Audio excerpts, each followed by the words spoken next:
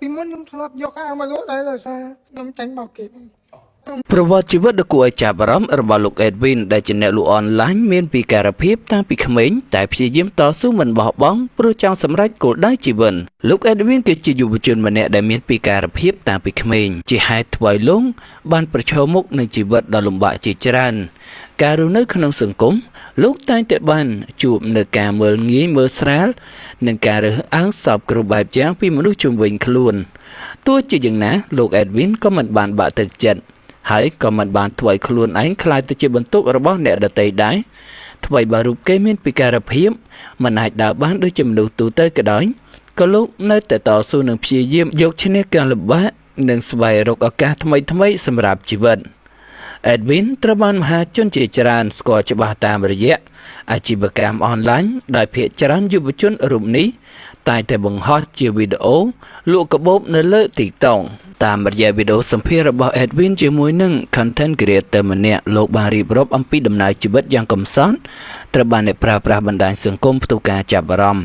ពលអាណិតនិងសរសើរទៅដល់ការតស៊ូរបស់លោកគ្រប់គ្នាតាមរយៈវីដេអូប្រមាណជា10នាទីគេបានដឹងថាលោក Edwin គឺមានពិការភាពតាំងពីក្មេងដោយសារតែជំងឺនិងការប្រើប្រាស់ថ្នាំច្រើនពេក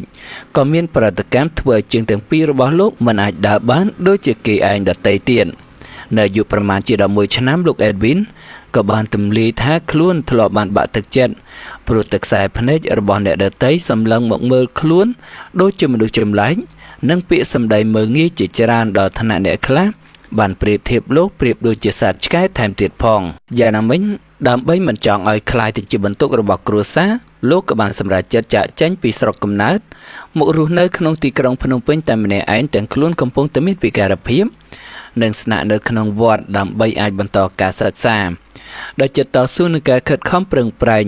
ធ្វើឲ្យលោកទទួលបានអាហារូបករណ៍ចំនួន4ឆ្នាំពេញដែលនេះគឺជាជំហានដ៏ជោគជ័យមួយនៅក្នុងជីវិតអំឡុងពេលសិក្សា Edwin គឺមិនបានប្រើពេលដែលនៅសេសសល់ចំណាយទៅលើរឿងឥតប្រយោជន៍ឡើយពលគឺលោកបានចាប់ផ្ដើមលក់ផលិតផលតាមបណ្ដាញសង្គមអនឡាញដើម្បីរកចំណូលបន្ថែមប៉ុន្តែជាអកុសលនៅលើផ្លូវជីវិតដែលជាជនពិការជាមួយនឹងជំនួយអនឡាញរបស់លោកក៏ធ្លាប់ត្រូវបានគេបោកប្រាស់រហូតដល់អស់ប្រាក់ពីខ្លួនផងដែរតាមសម្ដីរបស់លោក Edwin លោកថាបញ្ហានេះគឺទើបតែកើតឡើងថ្មីនេះដែរទេដោយលោកមានបំណងចង់យកសម្លៀកបំពាក់ពីប្រទេសជិតខាងដើម្បីលក់ប៉ុន្តែក៏ត្រូវបានគេបោកវេប្រាក់ឲ្យគេអស់តែមិនទទួលបានអីវ៉ាន់ថែមទាំងត្រូវបានគេប្លុកចោលទៀតជុំវិញបញ្ហានេះ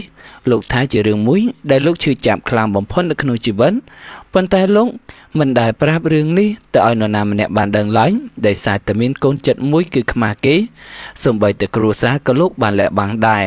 យ៉ាងណាមិញក្នុងនាមជាជនពិការម្នាក់ដែលមានការតស៊ូនៅក្នុងជីវិតលោក Edwin ក៏បានចែករំលែកជាសារមួយទៅកាន់អ្នកដែលមានពិការភាពដូចជាខ្លួនពេលពិការ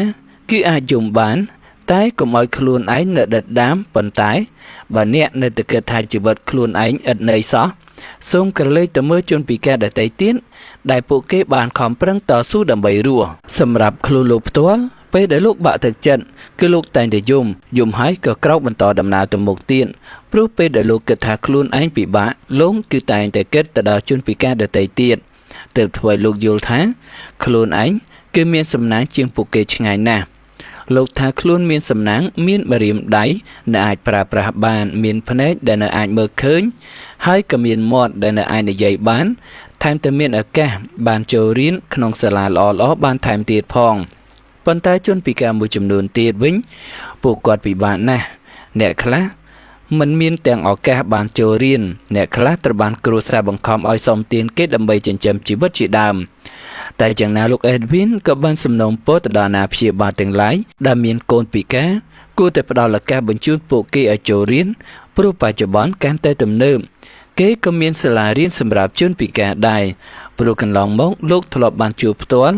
ដែលជនពិការម្នាក់ត្រូវបានគ្រួសារបង្ខំឲ្យចេញក្រៅផ្ទះដើម្បីធ្វើជាអ្នកសុំទានយ៉ាងគួរឲ្យអាណិតឥឡូវនេះក៏នៅតែមានយប់ឡើងប្រហែលជាម៉ោង